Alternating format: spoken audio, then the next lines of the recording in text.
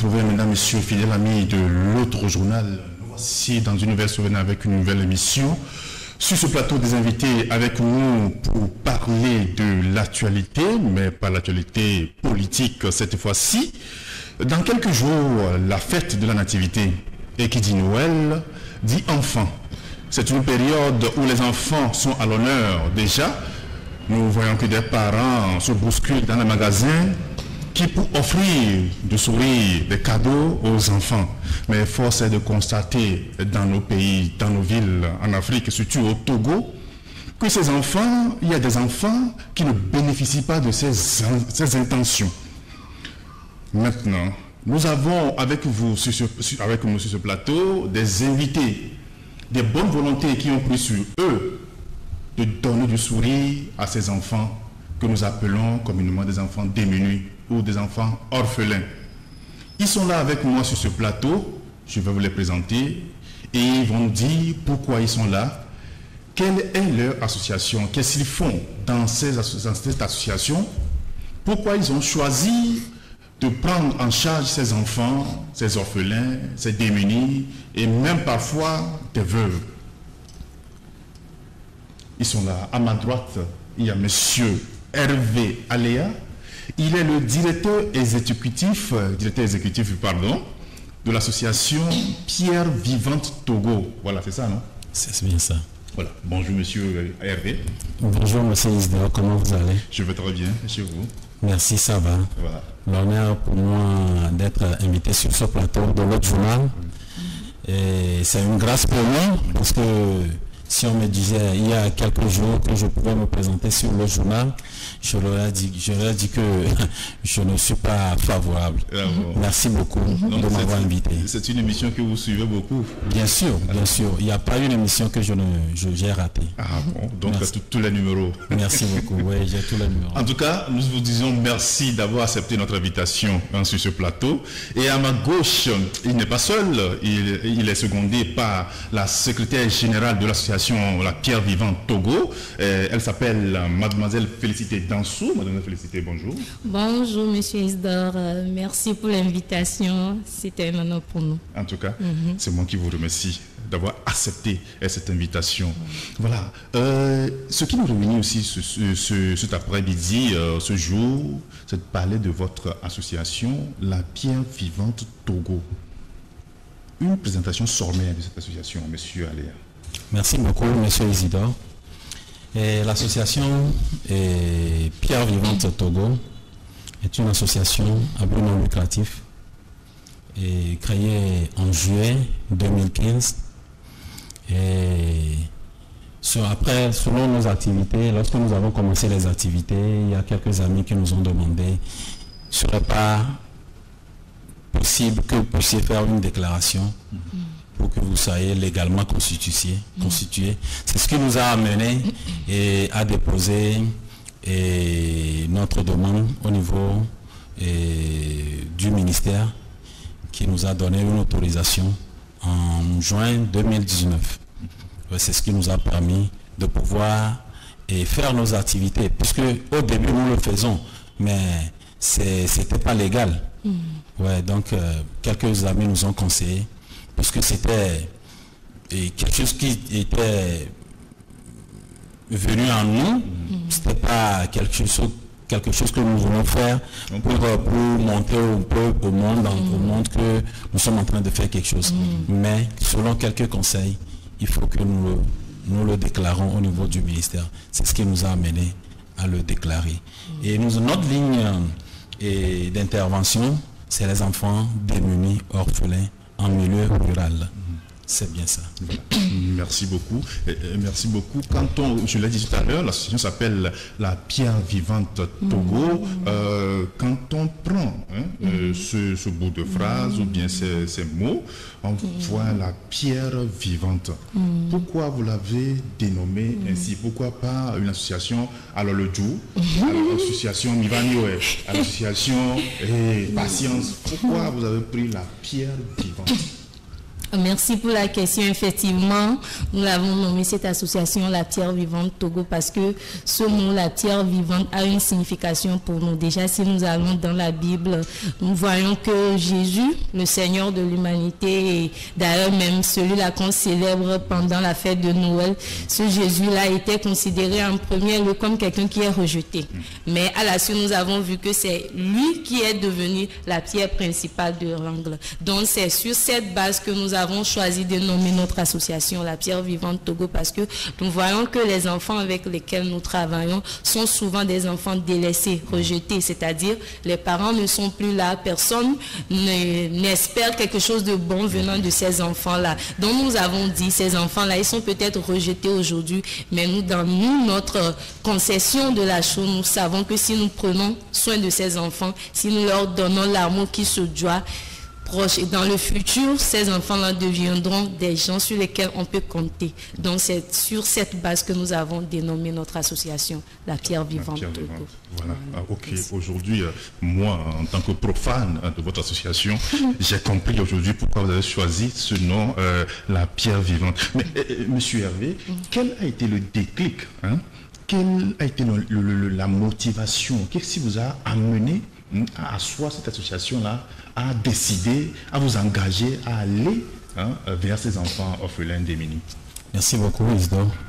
Ce déclic vient d'une dame qui est la présidente de l'association. Elle s'appelle Adjanké Dedegan. Cette dame, je l'ai croisée dans les années 2000, et au cours de notre discussion, elle me disait: tu sais, j'ai un vide en moi.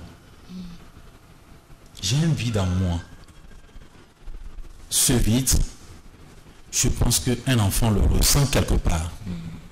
Mais je ferai tout possible. Je me battrai jusqu'à ce que je retrouve ces enfants, ou cet enfant dans mon pays, ou dans le monde entier, auquel je donnerai de l'amour, ou je comblerai ce vide en elle. Parce que ce vide, c'est l'amour maternel. Parce qu'elle le disait qu'elle a perdu, elle n'a jamais vu sa maman de ses yeux.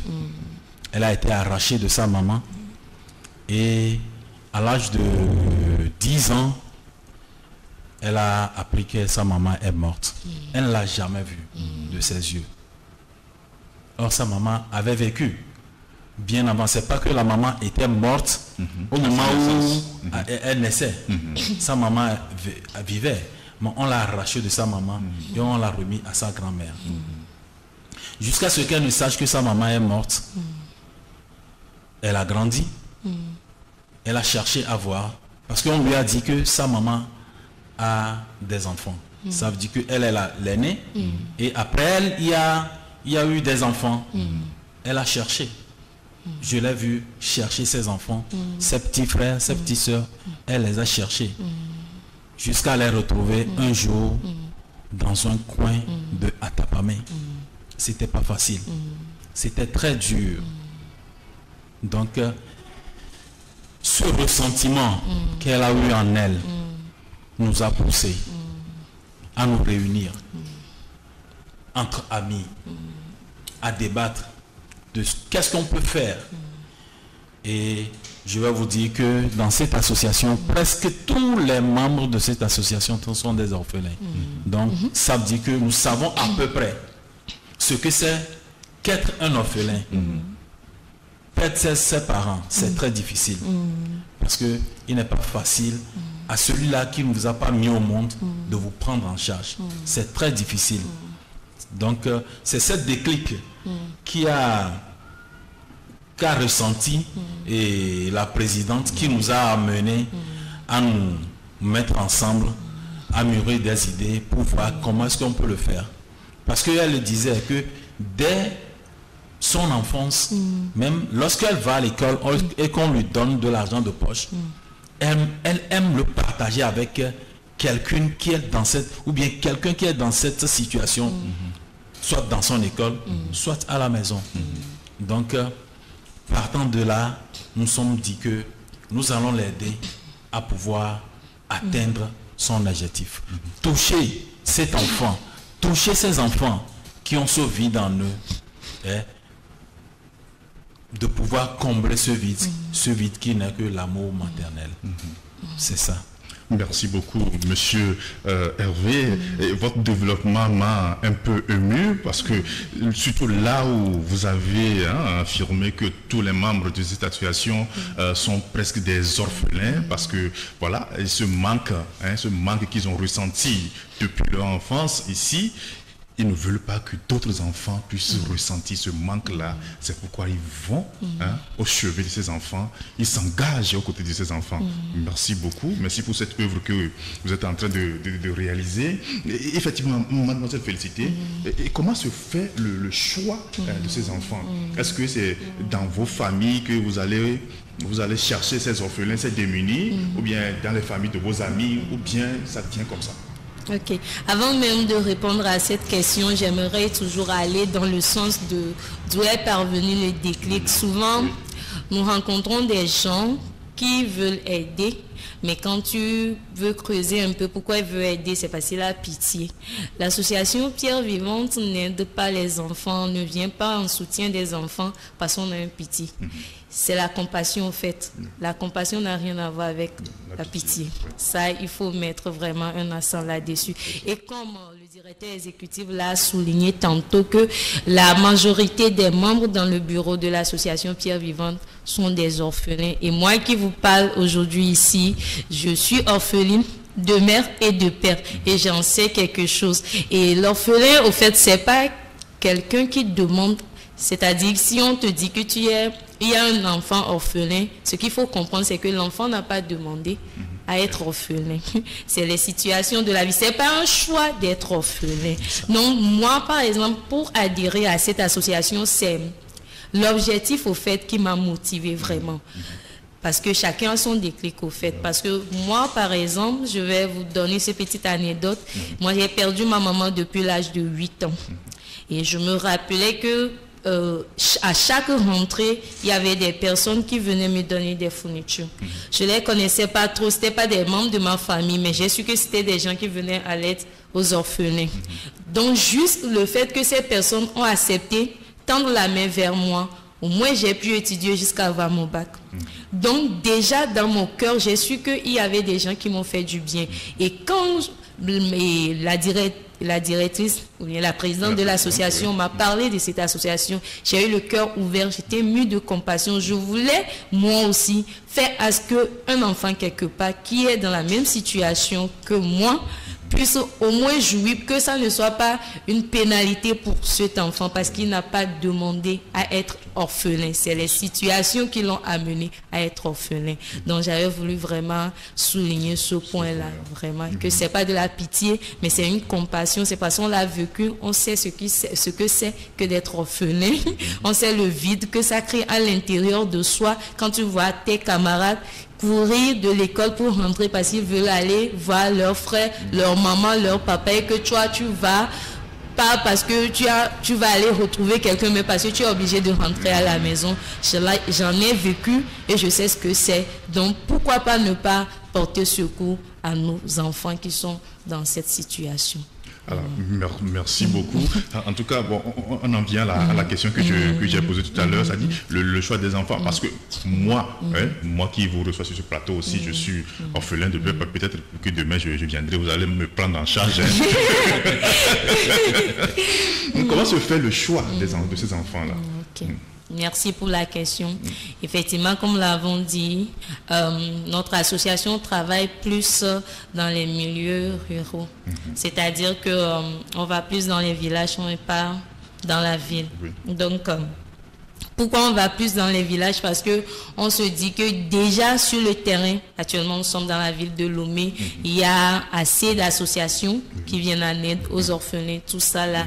Mais la situation dans les villages, c'est encore différent. D'ores et déjà, nous-mêmes, nous voyons notre niveau de vie à Lomé. Et quand on parle de village, c'est encore autre chose. Pourtant, dans ces villages se trouvent aussi des enfants orphelins qui ont besoin de l'aide. Donc, comment nous faisons? Nous travaillons plus avec les autorités du milieu. Par exemple, dans les écoles, nous travaillons avec les directeurs, les enseignants, parce qu'ils connaissent mieux les enfants que nous.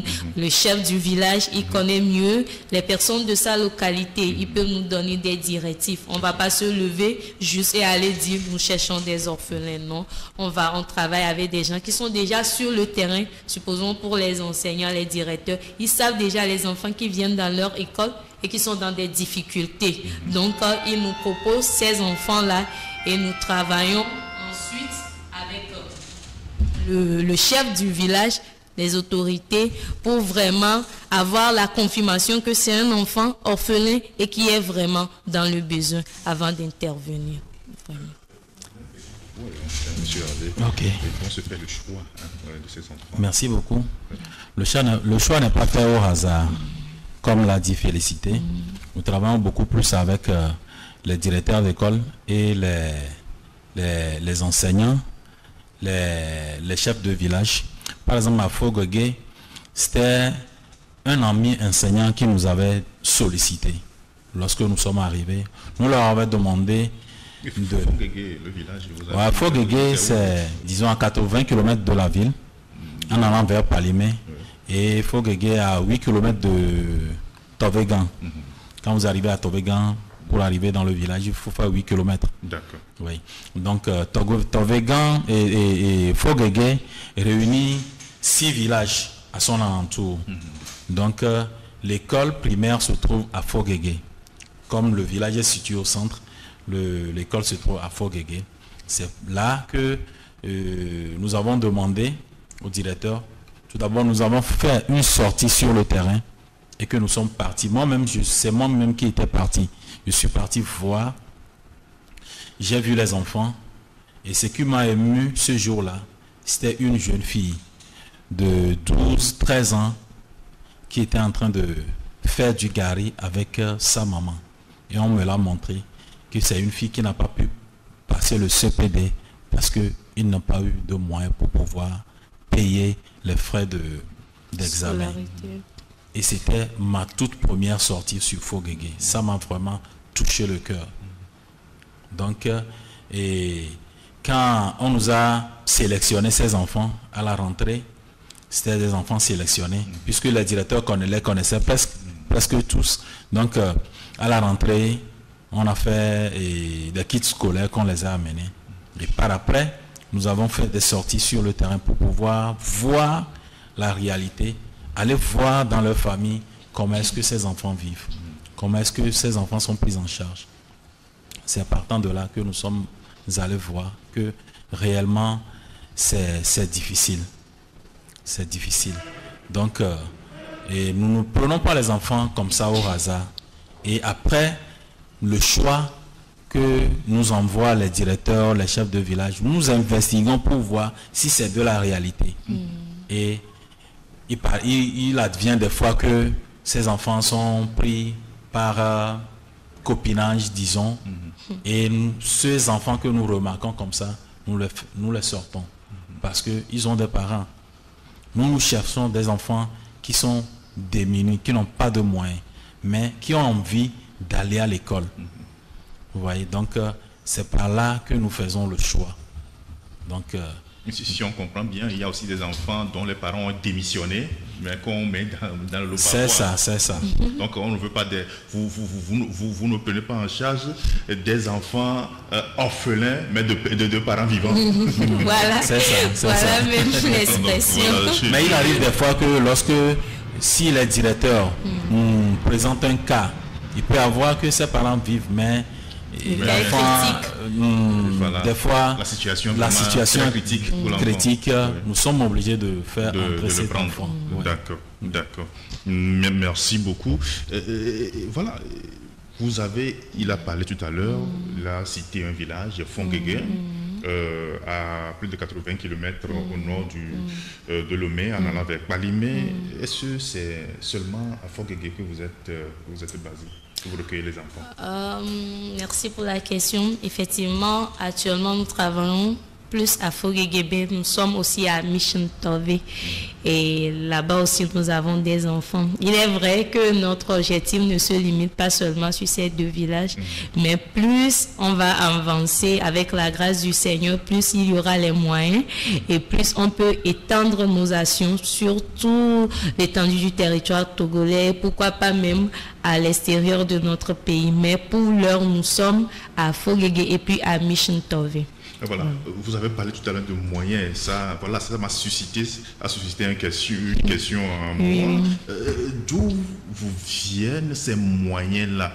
Quels sont les soutiens que vous avez? Ce sont vos cotisations ou bien vous avez un mécène derrière vous qui vous envoie des millions, des centaines de millions avec lesquels vous travaillez, monsieur? Non, c'est vrai que nous sommes limités dans nos moyens. C'est parce que pour le moment, nous travaillons avec nos propres fonds. Par exemple, à cette fin d'année, nous faisons un budget où tous les membres de l'association mettent la main. Mais nous avons des amis qui ont compris l'objectif, le but de notre association, qui ont compris, qui nous aident aussi en nous envoyant de l'argent. Il y a quelques-uns qui sont à l'étranger, qui nous envoient de l'argent. Et il y a d'autres qui ont parrainé quelques enfants parmi les enfants que nous avons en charge, qui nous viennent en aide, afin que nous puissions atteindre l'objectif que nous avons à chaque rentrée ou bien à chaque fin d'année. Donc, pour le moment, nous n'avons pas encore de parrain. Mais l'occasion nous permet maintenant de pouvoir lancer un appel aux associations, aux sociétés, aux ONG qui nous écoutent actuellement ou bien qui nous écouteront par après, de nous faire un appel. Pourquoi nous ne précipitons pas pour aller chercher des parrains? Parce que le monde est maintenant vraiment d'une manière où lorsque vous commencez par demander aux associations et aux sociétés, c'est comme si c'est de l'arnaque. Parce qu'il y a eu beaucoup d'arnaques que les gens se méfient. Mais nous travaillons, nous voulons que notre travail se montre afin que tous ceux qui auront à apprécier le travail qui a été abattu, qui nous fassent appel, qui nous demandent ce qu'il y a à faire, nous allons leur expliquer et le trajet ou bien tout ce que les dons, tous ces dons, si c'est financier ou matériel, nous leur ferons un bilan à nos donateurs. Mais pour le moment, nous n'avons pas encore de partenaires officiels. Ouais, c'est les amis qui ont compris ce que nous faisons, qui font appel à d'autres amis qui nous font des coups de main. Même les femmes, des fois, lorsque nous allons sur les émissions radio, même il y a les femmes du marché, les bonnes dames, les femmes qui vendent du piment, les femmes qui vendent du adémé. Par exemple, l'année passée, nous avons eu une jeune dame qui nous a envoyé des épices. Des épices que nous mettons dans les kits pour les enfants parrainés. Des fois, complètement des oignons, tout ce qui peut contribuer à nourrir un enfant est la bienvenue. Oui, c'est ça. D'accord. Merci beaucoup. Bon, comme vous l'avez dit tout à l'heure, ce sont vos actions, vos actes, vos œuvres qui parleront de vous. Ce n'est pas vous qui allez vers ces personnes-là pour dire que vous avez besoin de moyens, etc. Voilà. Mademoiselle Félicité, tout à l'heure, le directeur exécutif a parlé des activités de fin d'année. En quoi consistent ces activités de fin d'année? Oui, merci. Actuellement, nous sommes déjà en décembre et nous voyons déjà les effets de la fête un peu dans la ville. Effectivement que à chaque fin d'année, nous programmons des sorties où nous allons voir nos enfants, nous fêtons avec eux en famille. Parce que l'idée, c'est de ne pas les laisser seuls. L'idée, c'est de ne pas laisser que ces enfants ressentent ce vide. Quoi qu'on ne peut pas tout combler En tout cas, on fait de notre mieux. Donc, à la fin de chaque année, nous faisons des sorties. L'association se déplace, on va chez ces enfants et on fête avec eux ensemble. Actuellement, nous avons un projet. Je suis enfant, je suis Noël. C'est pour la fin de cette année. Et puis, nous irons vers les enfants. Nous allons fêter ensemble avec eux, leur donner des kits alimentaires, des choses pour vraiment les mettre dans la joie, pour que ces enfants ne ressentent pas cette solitude en disant c'est parce que moi j'ai pas mes parents que donc je ne suis pas favorisée pour fêter. Donc c'est ce qu'on veut pas voir. C'est pour ça à la fin de cette année, pour cette année particulièrement, le thème c'est je suis enfant, je suis Noël. Ces enfants aussi, ils ont droit à la joie des fins d'année. Donc nous irons vers les enfants et nous fêterons avec eux. Merci beaucoup. Monsieur Hervé, au cours de ces activités de fin d'année, parce que vous m'avez montré quelques images de vos actions. On aperçoit sur certaines images des enfants qui sont en train de dessiner. On aperçoit sur certaines images des médecins qui sont en train de consulter les enfants. Est-ce que vous faites aussi ces activités-là avec les enfants? Oui, bien sûr. À part les activités scolaires et éducatives, et nous prenons soin de leur santé aussi. Et nous leur donnons quelques moyens pour pouvoir s'épanouir. Si par exemple les dessins que vous avez dit là, c'était l'activité de l'année passée. C'était en décembre passé où on a invité une charmante dame qui était venue les montrer comment est-ce que on peut réaliser un dessin. Donc c'était un artiste. C'était un artiste, ouais. Et j'oublie un peu son nom. Et elle était venue nous montrer à ses enfants que c'est possible que un enfant qui a de l'art en lui peut s'en sortir avec le dessin. Donc nous leur avons inculqué quelque chose. Ceci leur permettra de pouvoir commencer par démontrer leur capacité à dessiner. Et partant de là, et nous sommes en train d'organiser dans les prochains jours une séance comme un concours de dessin pour pouvoir dénicher quelques enfants qui travailleront avec l'artiste, qui travailleront avec la dame. Et disons, le médecin qui était en train de faire sa consultation, c'était la rentrée de cette année où nous avons emmené ce médecin et un dentiste pour qu'il puisse voir comment est-ce que tout d'abord leur apprendre comment est-ce qu'on fait les soins bucco-dentaires, leur apprendre comment est-ce qu'on brosse les dents, leur apprendre l'hygiène de la dent et après on les a consultés pour voir est-ce que quelques enfants ont des problèmes avec leurs dents.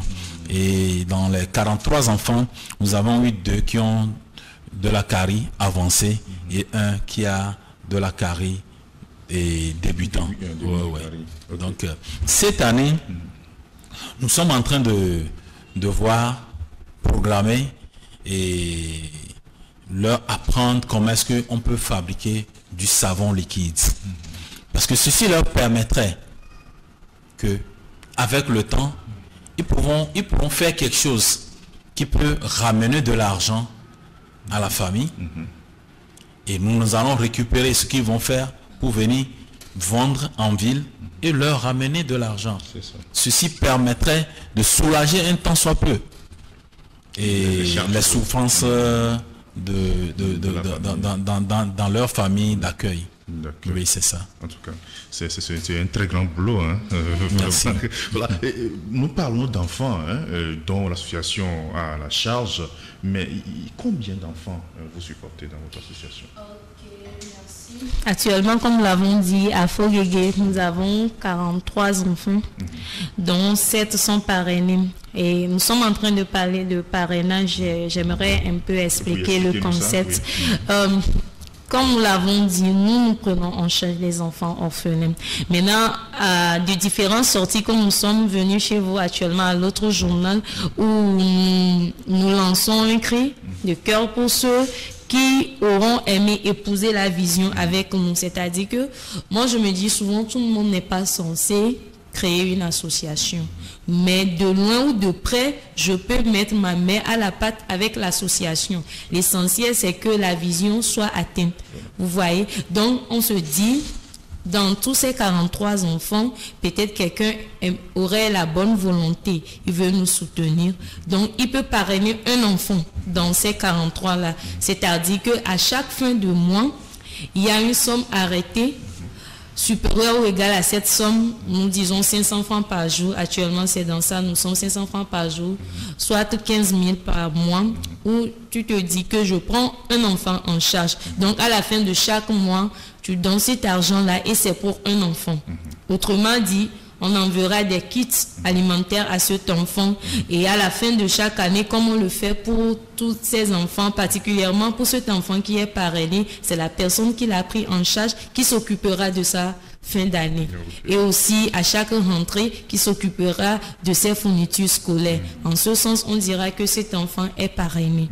Voilà, donc c'est le concept. Donc actuellement à Foguégué, nous avons 43 enfants.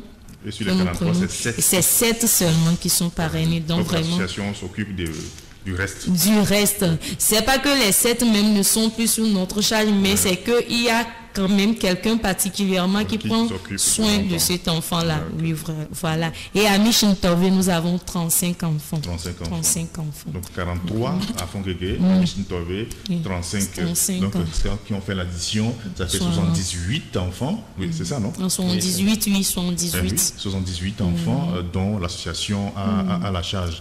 Ouais, fait du travail. Et ça, c'est le nombre, bon, si on peut, puisque de temps à autre, on nous appelle pour des cas où on intervient. Mais comme c'est pas continu, par exemple, pour une rentrée, on peut nous appeler, oh, cet enfant, vraiment, il faut que... Et puis, on fait un geste. Ça, autre, c'est pas compté dans les 78. Donc, s'il y a des cas aussi... Parfois, nous, on intervient. Il y a des cas extra. Voilà, des cas extra.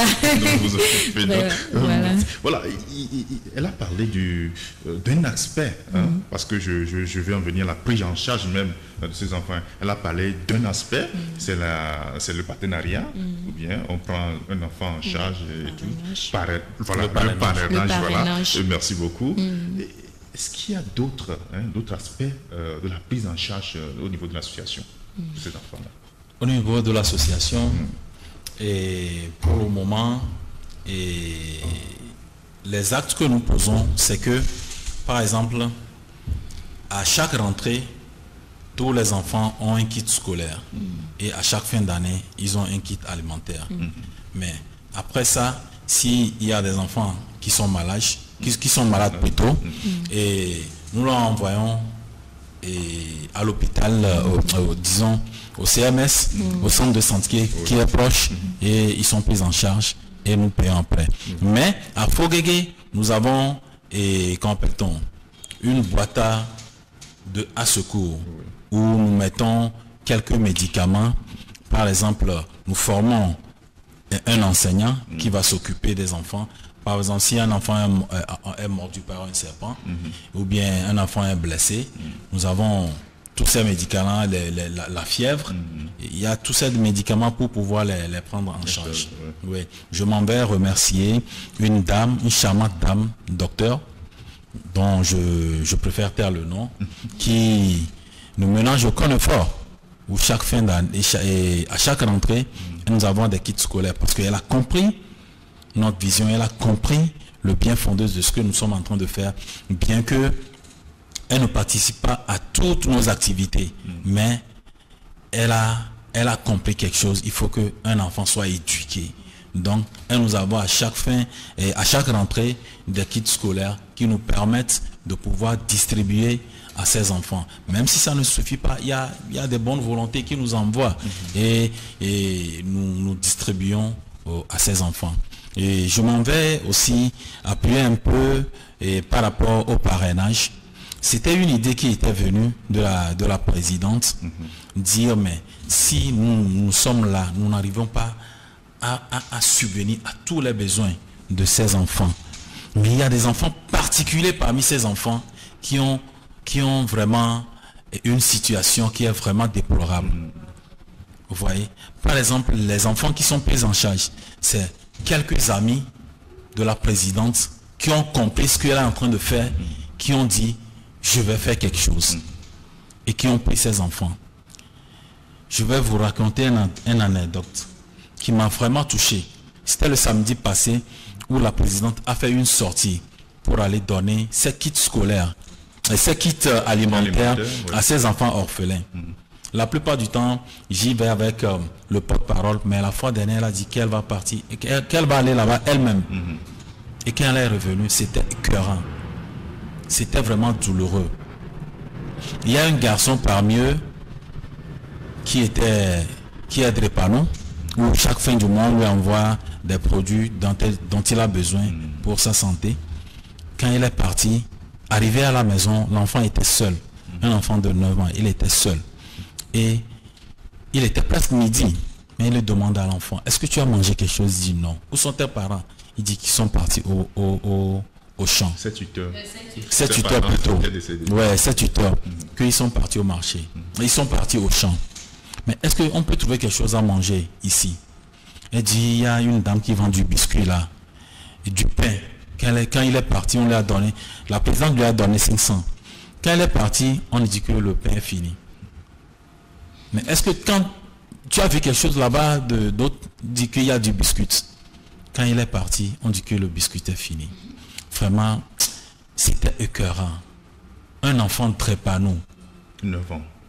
À 9 ans, même à midi, qui n'a même pas encore mangé. C'est vraiment douloureux. Et c'est dans quel village ça? Et c'est à Fogege, dans l'un des villages de Fogege. C'est, disons, quand ils sont arrivés, ils ont garé leur voiture. Ils ont fait plus de 30 minutes de marche avant d'arriver dans le village. Chez l'enfant. Oui, chez l'enfant. Parce que les enfants, ils sont conduits à Fogege, mais on n'est jamais parti chez eux et dans leur village. Ouais, puisque lorsque nous amenons les kits scolaires, les kits alimentaires, ils viennent chez le directeur et nous leur distribuons et ils partent. Et l'autre chose aussi, ils sont partis chez 2 filles qui ont perdu leur père et leur mère. Les enfants vivent avec leur grand-mère. Ce qui a été écœurant, elle a cherché à voir là où elles dorment, leur dortoir. Quand elle est rentrée dans leur chambre, c'était des pierres qu'ils ont mis par terre et ils ont mis des clés dessus. C'est sur ça qu'ils dorment. C'était vraiment écœurant. Vraiment, ça m'a vraiment touché. Et elle me disait que lorsqu'elle voulait partir, et l'enfant Yovo, l'enfant s'appelait le Yovo, celui qui est drépano s'appelait le Yovo. Il a commencé par pleurer. Vous voyez? Donc, nous allons dire qu'il y a des enfants orphelins, mais il y a des cas vraiment très très particuliers. Donc, si quelqu'un, quelque part, a eu ce sentiment, ou bien se sent capable de pouvoir faire un geste, c'est l'occasion de le faire. Parce que je vois des fois des milliardaires, des gens riches, ils disent que à leur mort, donnez ma fortune à cette association, à cette fondation. C'est à leur mort ça. C'est à leur mort ça. Mais je lance un appel à tous ces gens de pouvoir le faire de leur vivant, de pouvoir toucher du doigt ce que leur fortune ferait après leur mort, et ils verront que vraiment les enfants en ont besoin. Les enfants en ont vraiment besoin. Moi je dis des fois que ce n'est pas avoir de grands moyens. Par exemple, nous tous qui sommes dans l'association, nous travaillons, nous ne sommes pas des hauts fonctionnaires, mais nous sommes pris sur nous que à chaque occasion nous contribuons. Même, je dis que même si tu as 20 000 francs de salaire par mois, si tu veux donner, tu sauras comment faire. Parce que nous avons touché du doigt ce qu'est de donner, ce que nous recevons lorsque nous donnons. Je me dis que Dieu nous donne la santé. que nous tous dans cette association, depuis que nous avons commencé par travailler, aucune activité, nous n'avons jamais vu quelqu'un dire qu'il est indisposé, qu'il est malade. Partant de là, Dieu nous donne la santé. Parce que ces enfants prient pour nous, pour que nous ayons la santé, pour que nous ayons la force de pouvoir les aider. Parce qu'ils comptent sur nous. Ils comptent sur nous. Donc, je lance un appel très vibrant à tous ceux qui nous écouteront de mettre la main. Parce que la dame là, qui nous envoyait des épices, ce n'est pas une femme riche. Oui, oui. Elle a compris ce que nous sommes en train de dire. Elle a compris. Elle sait que si un enfant, un de ces jours, réussit quelque part, il dira que c'est cette association qui m'a aidé. Cette association n'a rien d'autre que ceux qui l'aident. Vous voyez? Donc, je lance un appel aux associations, aux ONG, aux bonnes volontés, ceux qui ont le moyen, même peu que ça soit, de pouvoir mettre la main dans ce que nous sommes en train de faire. Parce que nous savons ce qui c'est qu'un enfant orphelin. Et nous n'allons pas prendre leur argent pour mettre dans notre poche. Ça, loin de là, nous n'allons pas le faire. Parce que Dieu nous voit. Dieu nous voit. Parce que Dieu a dit, la parole de Dieu a dit que le meilleur culte que nous pouvons rendre, c'est de visiter les orphelins et de prendre soin de les visiter et de visiter les femmes, les veuves et de prendre soin d'eux. Et tout ce qu'ils auront à faire, Dieu va les récompenser et ils ne vont jamais regretter ce qu'ils sont en train de faire. Parce que c'est la parole de Dieu qui nous le demande. Voilà. Merci beaucoup, monsieur Hervé Alia. Bon, nous sommes presque à la fin de cette émission. Je pense qu'il a dit, il a lancé son appel, il a lancé son message. Peut-être que vous avez quelque chose à dire. Oui, vous rebondir sur ce qu'il a dit.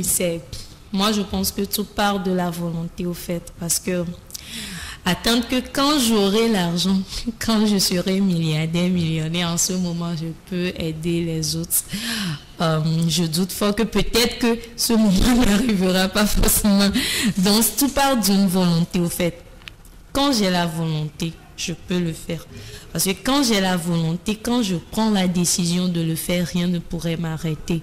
Je dis c'est-à-dire, j'ai l'habitude de dire ceci que Dieu qui donne la vision donne la provision.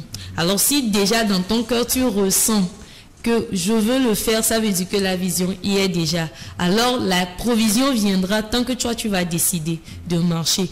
Et quand nous avons commencé, c'était pas facile, c'est comme on était en train de se lancer dans un vide. Mais on savait déjà que c'est pour une bonne cause. On savait aussi que c'est la volonté de Dieu qu'on le fasse. Et plus nous marchons, plus nous avons vu que Dieu a été toujours avec nous. Donc, ce que je vais essayer de dire aux personnes qui vont nous écouter, c'est que ne remettons pas à demain ce que nous pouvons commencer par faire aujourd'hui. Ces enfants, ils ont besoin de nous. Et c'est pas forcément le fait qu'ils ne soient pas dans notre famille que cela veut dire que nous sommes exempts de toute responsabilité vis-à-vis de nous. C'est la société, au fait. Tu investis aujourd'hui, demain tu ne sauras pas par quels moyens ces investissements vont te revenir. Tu vois, il y a des gens, nous avons vu, et tu vas à l'hôpital, il y a quelqu'un qui prend soin de toi jusqu'à tu sors de l'hôpital. C'est peut-être une semence en arrière que toi tu ne sais pas aujourd'hui. Donc ces enfants aujourd'hui vont devenir des grands cadres de demain. Nous ne doutons pas de cela. Nous savons que Dieu a une belle destinée pour ces enfants-là. Et Dieu a besoin de nous parce que Dieu ne va pas descendre lui-même le faire. Il passera forcément par des personnes. Et disposons-nous à être ces personnes que le Seigneur va utiliser pour bénir la vie de ces enfants. Parce que tant qu'il les a laissés sur cette terre, c'est parce qu'il a une destinée pour ses enfants, il a une vision pour ses enfants. Contribuons à l'épanouissement de ces enfants-là. Ne serait-ce que dis-toi que même si c'est 500 je donne par jour, je vais contribuer à ce que cet enfant ne manque pas de petit déjeuner avant d'aller à l'école. Quelqu'un d'autre aussi dira 500 francs, c'est l'argent de midi, quelqu'un d'autre. Et petit à petit, ensemble, nous mettons la main à la pâte, ça donnera forcément quelque chose. Je suis la preuve vivante aujourd'hui que c'était pas un investissement en l'air. Avec ces cadeaux qu'on me donnait, j'ai appris. Avec ces livres qu'on me donnait, j'ai appris aujourd'hui, je suis infirmière d'État. J'aide la société aussi. Mais c'est parce que certains ont pris sur eux d'investir en moi. Toutes ces personnes-là, certains même, je ne les connais pas aujourd'hui. Mais voilà le fruit. Vous voyez, donc c'est très important, nous lançons un appel, ne dis pas que c'est petit. Si quelqu'un amène petit, beaucoup de petits va faire un grand. C'est mieux que de dire c'est petit, je ne vais pas faire. Si tu as grand aussi, gloire à Dieu, mais si tu as petit aussi, on entend ton petit là. Parce qu'avec, je vais dire, 5 pains, je pense, et 2 poissons. La Bible dit que Jésus a nourri des foules. Mais peut-être ce moment quand le garçon donnait ces 5 pains et 2 poissons, quelqu'un pouvait être à côté pour dire, ça ne va pas chez toi, on est en train de parler de toute une foule et puis toi tu donnes. Quand même l'enfant a donné, nous avons vu ce que Dieu a fait avec ce qu'il a donné. Donc le peu que tu as, donne.